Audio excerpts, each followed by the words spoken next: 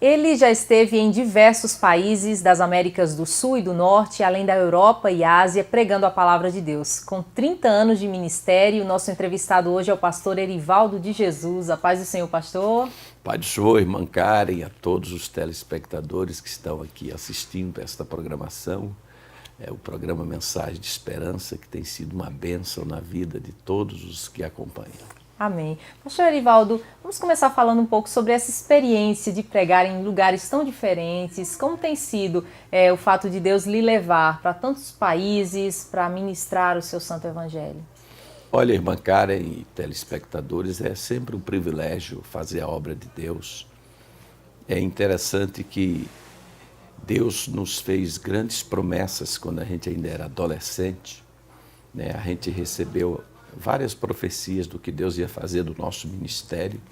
Eu me lembro que uma vez teve um irmão que viu eu pregando numa igreja ainda novinho e ele disse assim, olha, quando o irmão estava pregando, Deus me mostrava os 4 pontos cardeais, norte, sul, leste, oeste.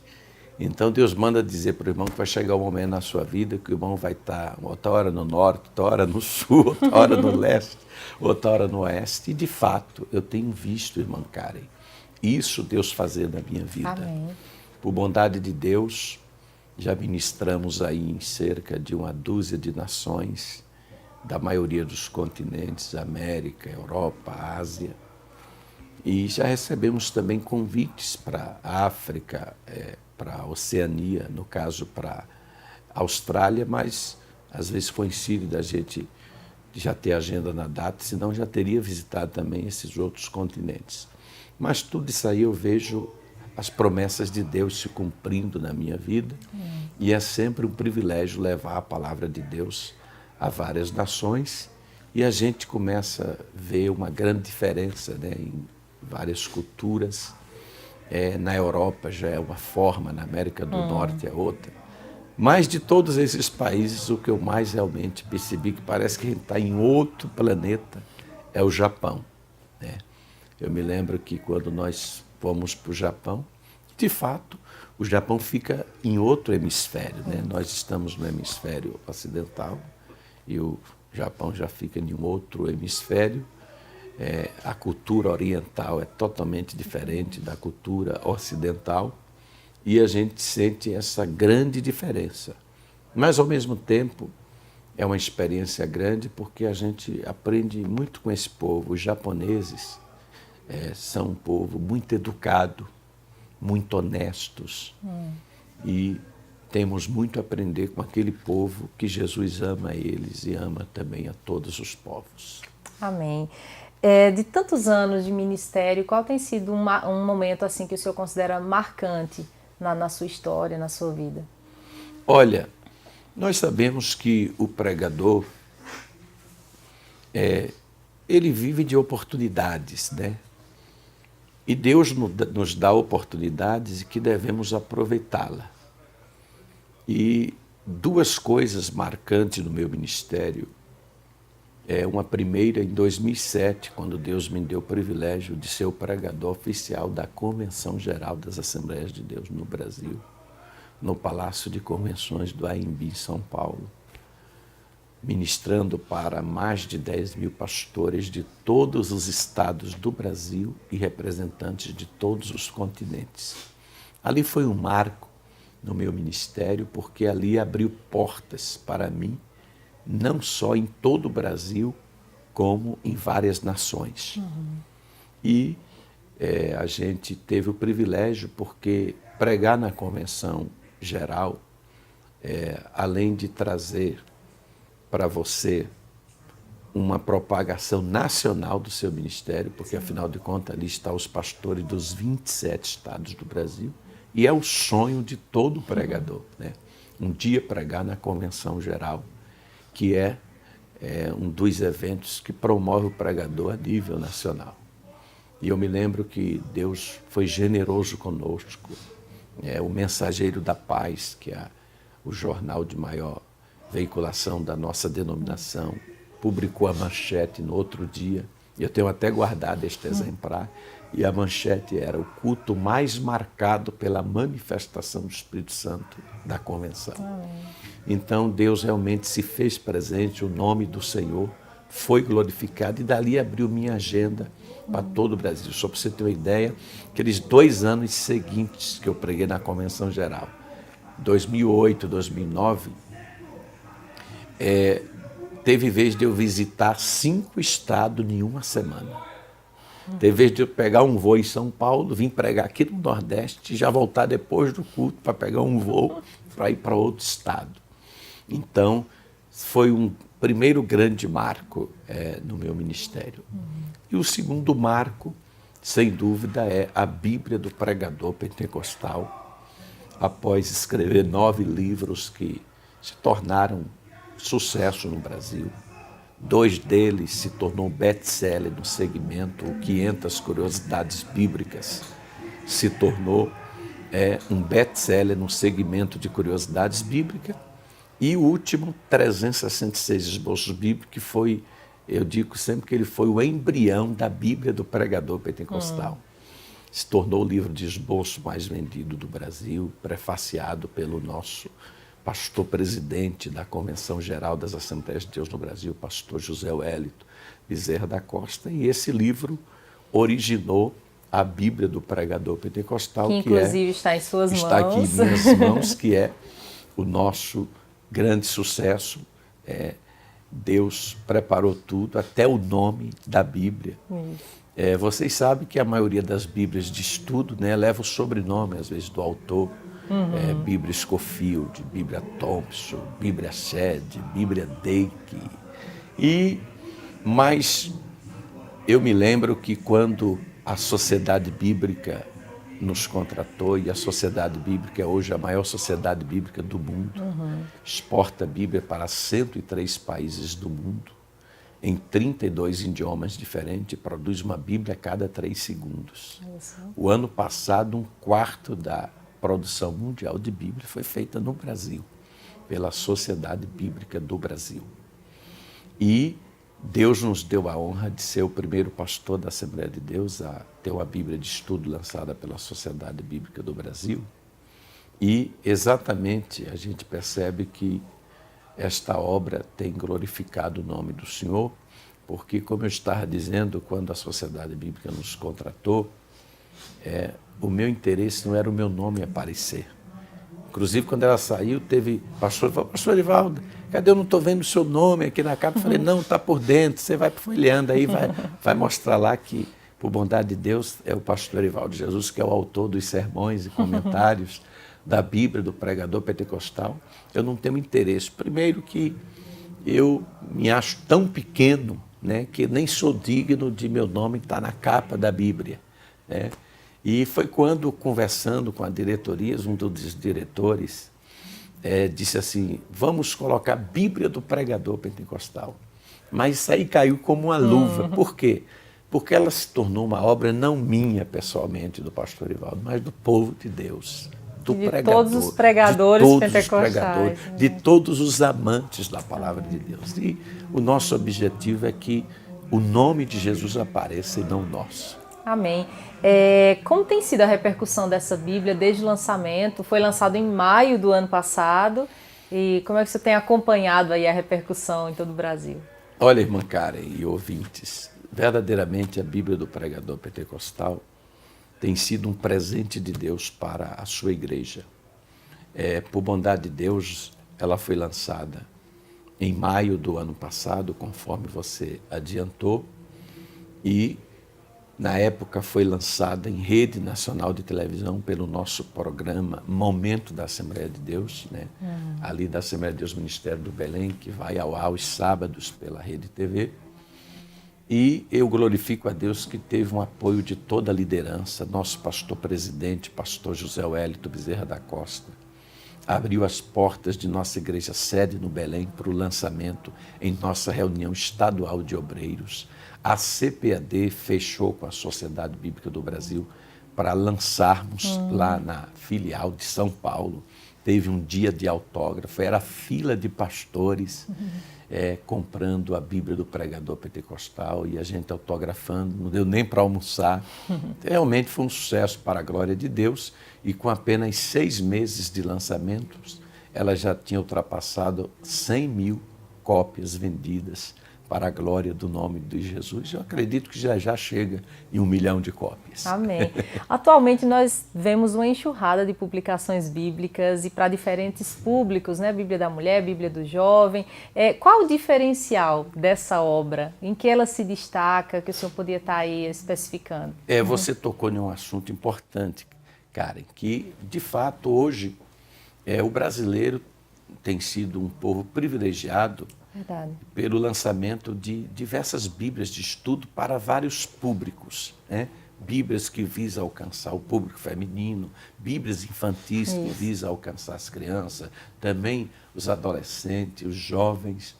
E a gente glorifica o nome do Senhor que todas as Bíblias de estudo, cada uma tem a sua particularidade. Uma vez eu vi um pastor dizer uma coisa interessante.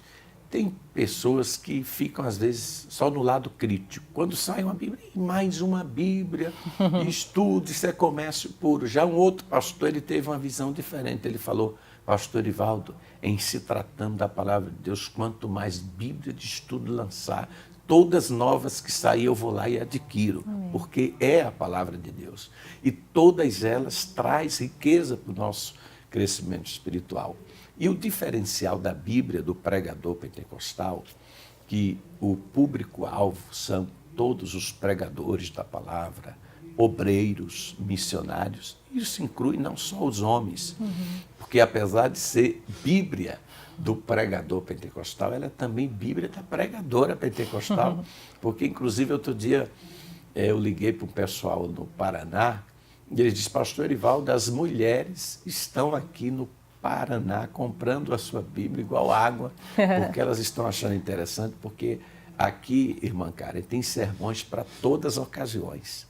Sermões para o Dia das Mães, sermões para o Dia dos Pais, para o Dia das Crianças e sermões femininos. Tem sermão por círculo de oração. São mais de 1000 sermões, né? Na verdade, é a única Bíblia de estudo hoje no mercado que oferece 1002 sermões para você pregar em todas as ocasiões, além de um curso básico de teologia com 12 matérias e outros auxílios que podem contribuir para o seu crescimento espiritual.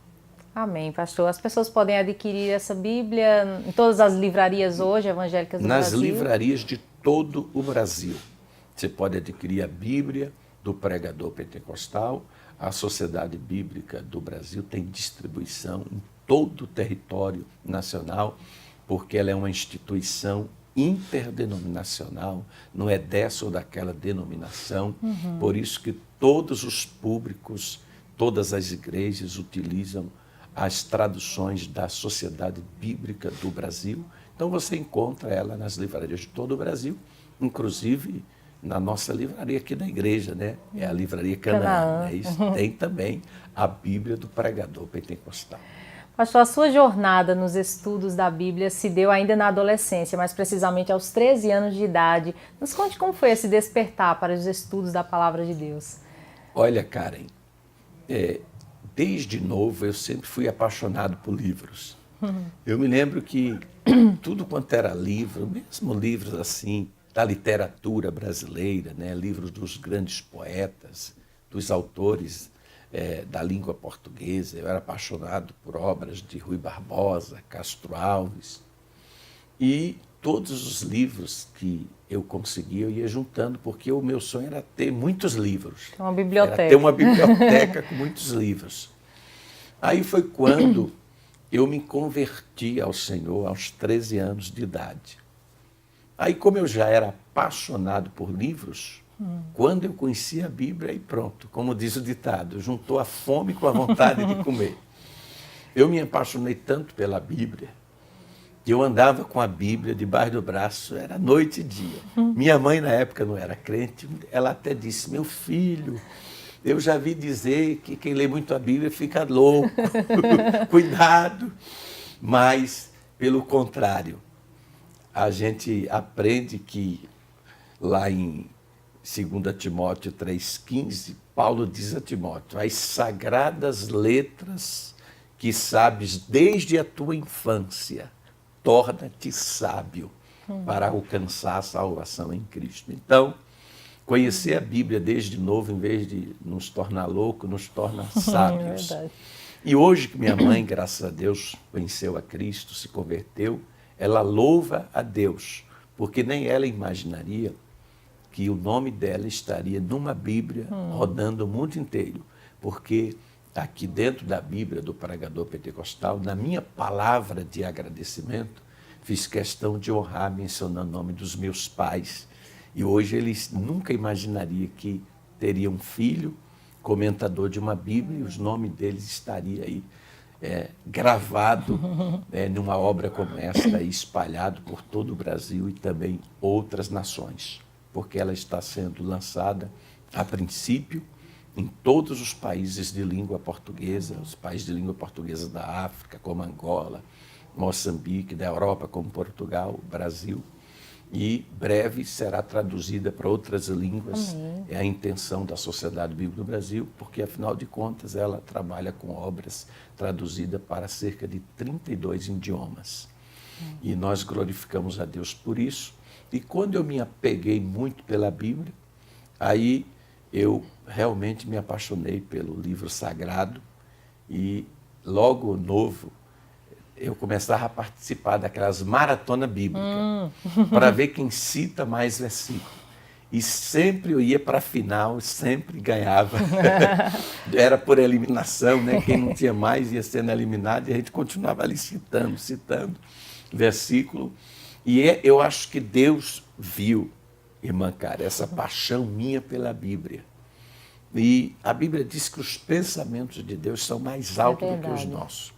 Deus estava pensando lá na frente, um dia me dá a honra de ser o primeiro pastor da Assembleia de Deus a ter uma Bíblia de estudo lançada pela Sociedade Bíblica do Brasil, pela minha dedicação.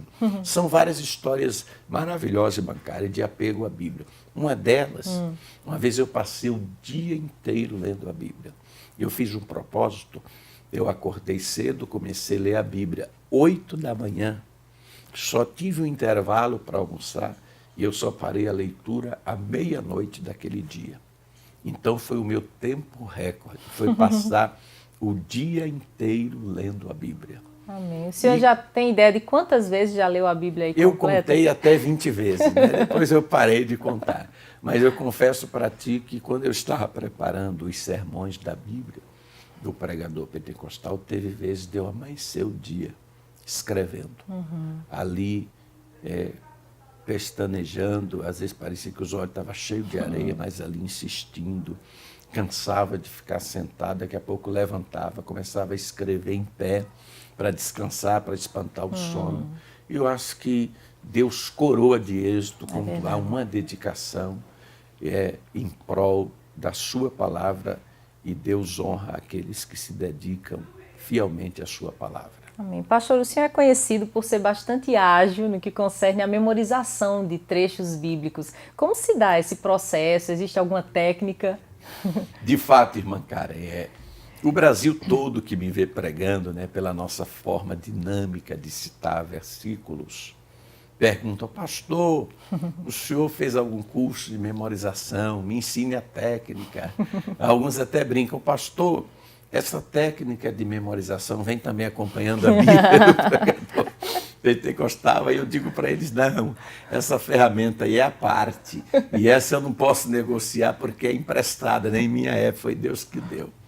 Olha, de fato, irmã Karen, o que eu tenho que revelar para o público, eu nunca fiz nenhum curso de memorização. Deus me deu isso como um dom. Lógico que existe a parte humana. Deus trabalha sempre em cooperação com o homem. Pode observar que todos os milagres de multiplicação, Deus nunca multiplicou do nada. Não que ele não tenha o poder de multiplicar do nada, mas ele sempre multiplica a partir de alguma coisa que o homem oferece. Você já reparou isso? Sempre conta com algo que o homem tem. Multiplicou os pães e peixe, mas tinha que apresentar pelo menos 5 pães Isso. e 2 peixes. Multiplicou o azeite da viúva, mas ela tinha que pelo menos deitar um pouquinho de azeite na vasilha. Ou seja, Deus trabalha assim, com a cooperação do homem. O homem faz sua parte, Deus faz a dele. Então, nessa questão que Deus nos usa assim, citando muitos versículos, a minha parte é estudar a palavra. E a Bíblia diz que o Espírito do Senhor vos fará lembrar. Ele não vai fazer você lembrar daquilo que você não estudou, né? Verdade. Então, Deus nos deu isso como um dom. Eu me lembro que uma vez eu estava pregando, alguns anos atrás, numa vigília. Naquela madrugada eu senti minha mente fluindo de uma forma anormal. Aí a glória de Deus tomou conta do plenário.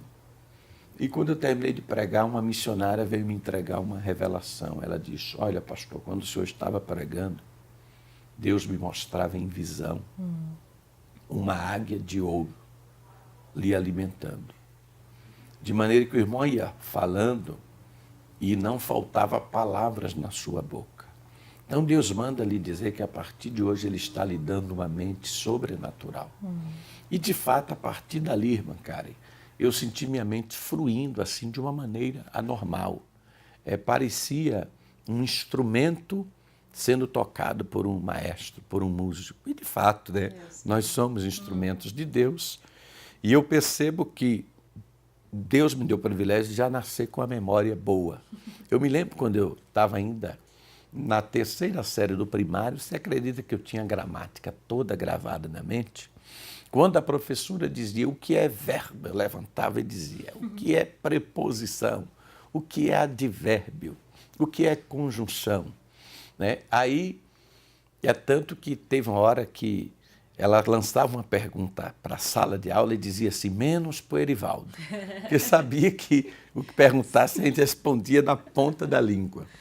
Aí eu acho que Deus usou esta memória que Ele me deu de nascimento em prol do seu reino, para a sua obra. Agora, eu dou algumas dicas. Por exemplo, eu aprendi que quando você escreve, você faz uma dupla leitura, a leitura da mente e a leitura dos olhos. E isso facilita bastante a memorização. Então é a dica que eu dou para você. Tudo que você for fazer, se for ministrar uma palestra ou pregar sobre um determinado tema, é interessante escrever. Pesquise tudo sobre aquele assunto e escreva. E aí você já vai ter na mente, no mínimo, um resumo do assunto, o que facilitará você transmitir aquilo que você escreveu. Amém. Obrigada, pastor Erivaldo, pela entrevista, pelas dicas, e a gente agradece, louva a Deus pela sua vida, pelo seu ministério. Gostaria que nesse finalzinho o senhor deixasse uma mensagem aos nossos telespectadores, incentivando o estudo da palavra de Deus, afinal, essa é uma fonte inesgotável de sabedoria, não é mesmo? Amém. Gostaria de dizer para todos vocês, telespectadores que estão assistindo o programa Mensagem de Esperança, leia a Bíblia Sagrada. Leia a Bíblia para ser sábio, pratique ela para ser santo, porque ela é armadura para defender, luz para iluminá-lo, alimento para alimentar a sua alma. E uma dica que eu dou para vocês é todos os dias, quando se levantar cedo, tenha um compromisso, antes de você fazer qualquer coisa, de ler pelo menos um versículo da Bíblia, ou um capítulo, e com certeza você será abençoado, porque há uma promessa para quem medita dia e noite na palavra de Deus. Em vez de você, a primeira coisa que faz no dia, correr para o WhatsApp ou para o Face, corra para a Bíblia, navegue primeiro na Bíblia, leia pelo menos um texto da Bíblia. Não importa a sua posição, a Bíblia ela tem mensagem para todos os públicos, todos os níveis e classes sociais. A Bíblia tem mensagem tanto para o intelectual, como para o ignorante, para o sábio, para o rico, para o pobre. O primeiro presidente dos Estados Unidos, George Washington, fez uma declaração: impossível é governar bem o mundo sem Deus e sem a Bíblia. Portanto, leia a Bíblia Sagrada, a palavra de Deus.